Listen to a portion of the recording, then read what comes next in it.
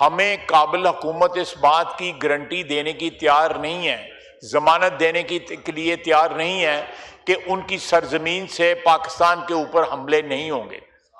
उन्होंने ये भी जिक्र किया जो खून खराबा हो रहा है, जो शहादतें हो रही हैं, जो मैयतें उठाई जा रही हैं, जो लाशें उठाई जा रही हैं, केपी में जो दहशत गर्दी हो रही है, उसका इससे डायरेक्टली ताल्लुक है।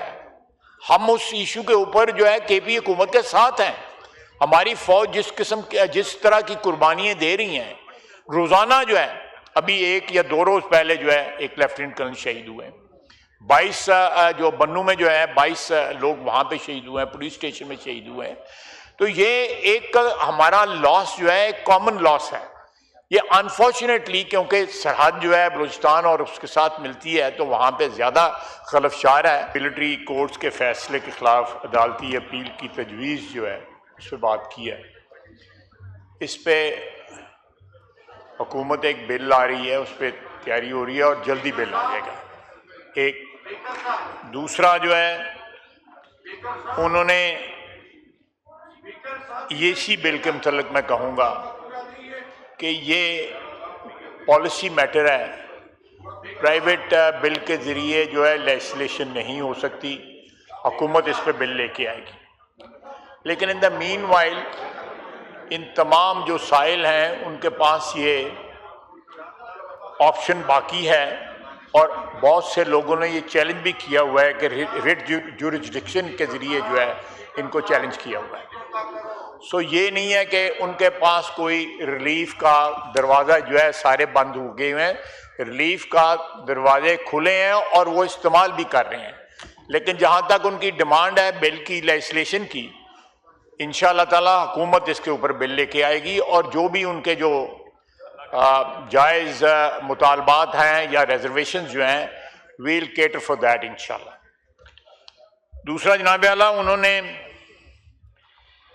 एनएफसी और फाटा के जो कंट्रीब्यूशंस हैं, ये ज़रूर ये बात दुरुस्त है कि ये फाटा के लिए जो कमिटमेंट हुई थी उसके ऊपर अमल दरामद नहीं हुआ। लेकिन ये सारी वफाक की जो है वो जिम्मेदारी नहीं है। ये सारे सूबों ने कमिट किया था कि आप फाटा के लिए जो है उनकी जो उसको उस लेवल पे लाना जिस लेवल पे उनका हक है, उसके लिए कंट्रीब्यूशन जो है सारे करेंगे। और ये एक ऐसा मसला है जिसका हल ज़रूरी है, मैं बिल्कुल उनके साथ इत्तफाक करता हूँ। लेकिन ये वफाक की जिम्मेदारी भी नहीं है पार्शली है, लेकिन सारे सूबों ने अपने वसाइल से इसमें कंट्रीब्यूट करना है। तो जब भी कोई इस किस्म का प्लेटफॉर्म जो है वो ऑब्वियसली कॉन्स्टिट्यूशनल प्लेटफॉर्म है, उसके ऊपर इस मसले को डेफिनेटली एजिटेट होना चाहिए और इस मसले का हल होना चाहिए। ये इसमें कोई दो राय नहीं है। उसके बाद सर उन्होंने बात की है अफगानिस्तान के साथ जो है गुफ्तो-शनीद की, कि गुफ्तो-शनीद होनी चाहिए। हमने करके देखी है। मैंने 3 राउंड तो मैंने खुद किए हैं। मैं काबुल भी गया, उसके बाद कतर और टर्की में भी उनसे मुलाकात हुई। ये सारे के सारा जो है हमने पूरी जिस वक्त दहशत गर्दी जारी और सारी थी उस वक्त भी हम बातचीत कर रहे थे। उसमें कतर ने रोल अदा किया, तुर्की ने रोल अदा किया, सऊदी अरेबिया ने रोल अदा किया, लेकिन उसका कोई हल नहीं निकला। हमें काबिल हुकूमत इस बात की गारंटी देने की तैयार नहीं है, जमानत देने के लिए तैयार नहीं है कि उनकी सरजमीन से पाकिस्तान के ऊपर हमले नहीं होंगे। उन्होंने ये भी जिक्र किया जो खून खराबा हो रहा है, जो शहादतें हो रही हैं, जो मैयतें उठाई जा रही हैं, जो लाशें उठाई जा रही हैं, केपी में जो दहशत गर्दी हो रही है, उसका इससे डायरेक्टली ताल्लुक है। हम उस इशू के ऊपर जो है केपी हुकूमत के साथ हैं। हमारी फौज जिस तरह की कुर्बानियां दे रही हैं, रोजाना जो है, अभी 1 या 2 रोज पहले जो है एक लेफ्टिनेंट कर्नल शहीद हुए, 22 जो बन्नू में जो है 22 लोग वहां पे शहीद हुए हैं, पुलिस स्टेशन में शहीद हुए हैं।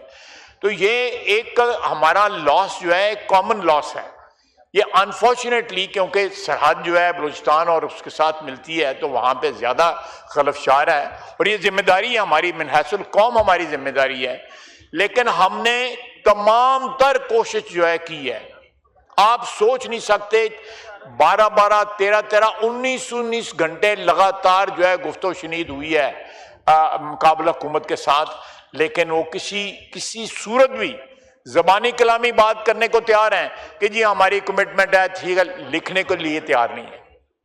तो अगर वो उन दहशत गर्दों को अबैंडन नहीं करते, उन दहशत गर्दों की पुष्पनाई से जो है कोई कमिटमेंट नहीं देते कि हम पुष्पनाई खत्म कर देंगे, वो इस वक्त काबुल हुकूमत जो है वो इंडिया की प्रॉक्सी बनी हुई है। इंडिया की पिछले साल मार्का हक में शिकस्त के बाद वो अल्लाह के फजल से वो जुर्रत नहीं करेंगे डायरेक्टली हमारे साथ कन्फ्रंटेशन की। अब सारी की सारी जंग जो है वो काबुल के जरिए लड़ी जा रही है पाकिस्तान के खिलाफ। हमने इसके बावजूद इस माहौल में जो है उनके साथ गुफ्तगू की है कि हमारी सरजमीन पे उनकी प्रॉक्सीज जो है वो दहशत गर्दी कर रही थी, उनकी जो है सहूलतकारी की वजह से यहाँ पे दहशत गर्दी हो रही थी। हम फिर भी उनसे हमने बात की, उसका कोई नतीजा नहीं निकला।